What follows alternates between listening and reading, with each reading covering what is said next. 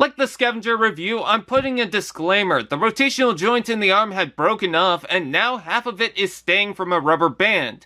Seems to be only a case on mine, considering the joint was malformed. In any case, I'm giving the heads up that the combine mode will be mistransformed when you see it.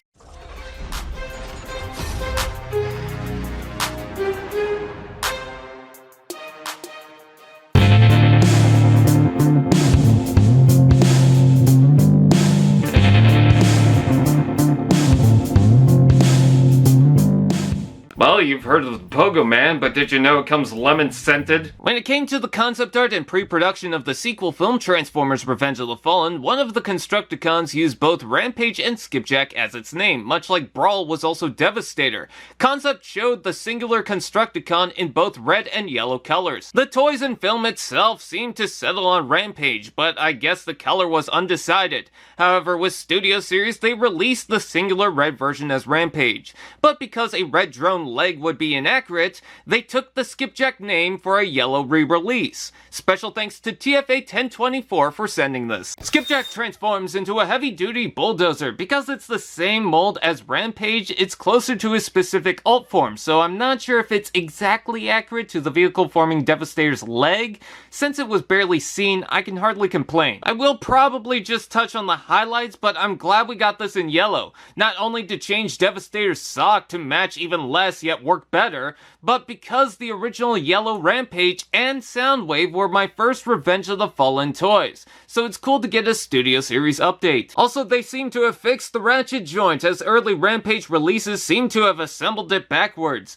Besides that, I think the yellow complements the black and silver highlights, even goes well with the blue canopy. There's a giant shovel that looks like it's made from durable material, giant treads with a nice realistic droop at the top, all working together to push over huge objects and apparently intimidate parents. Not sure about the claws in the back, but I don't want to get scratched. It's certainly pretty exposed. The back of the canopy looks like Meek from Thor Ragnarok. There's an exposed stand port, but it slides down to lock in the wheel, allowing it to roll. And before closing the treads, you can take the base, fold in the side, plug it in, wrap the treads around, and store the stand. I like the detail behind the large shovel, the pipes on top, the gears painted inside the treads that I don't want to shove my hand in. And though it's a little off, I like the beams that run through the side. Too bad the front can't move in any way. I think the vehicle looks good in yellow. Of course, it certainly doesn't feel new just being a redeco. Still, the mold works, and the original had been my favorite Constructicon for a while. So I have no further complaints with this. Robot mode.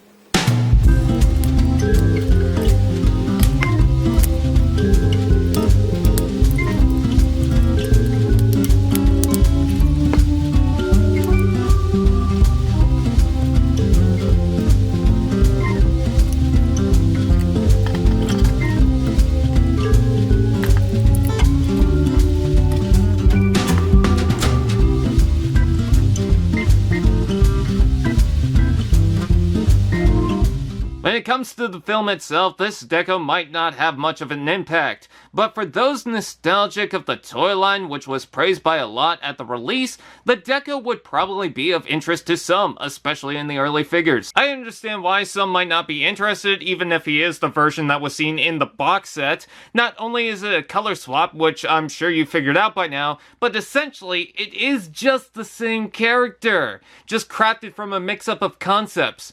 Oh god! It's Constructicon Bumblebee! Not only does the yellow brighter color clear up some of the missed details, but it also highlights the painted parts, especially those colored in black. I love this neck, the hydraulics, the depth in the torso, and even Caution logos with impressively fine details.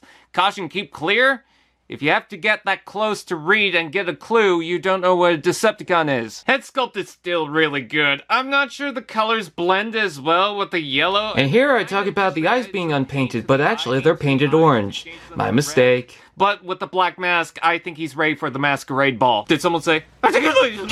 Ball jointed head, side to side, up and down, butterfly shoulder, forward and back, up and down, rotation below, fingers have two joints, combined thumb, torso up and down, rotation below, and another up and down. Posability is pretty insane when he has a pogo stick for a body. It can be tricky to balance, but the arms can be a counterweight. Not sure if you have to account for the canopy on the leg or the giant shovel.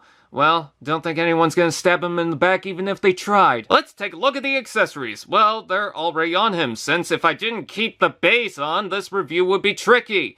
Plugs in using a 5mm port with 4 sides spread out. Better than suddenly growing 4 legs out of nowhere. With the weapons, he could sort of whip with the posable treads, but they don't go far, especially with the fingers.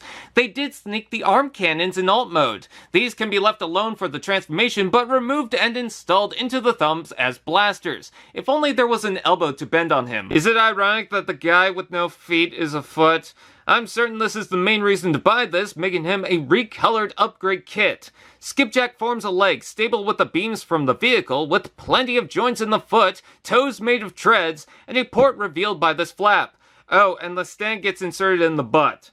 Whose kink is that? If you know my opinion on Rampage, then it's the same for the most part with Skipjack. I know it's easy just to direct attention to that, but I wanted Skipjack, who has a dumb name, to have a fair chance at the spotlight, because it's still good. I like that this character had different concepts and reasons to release a redeco. If they do a G1 repaint, I'd be okay with it. I'd say you don't need to have it other than if you missed the red version, need it for a better suited Devastator, or have a soft spot for this version. Special thanks to TFA 1024 for sending this. Imagine giant slugs bouncing around with arms. Freaky.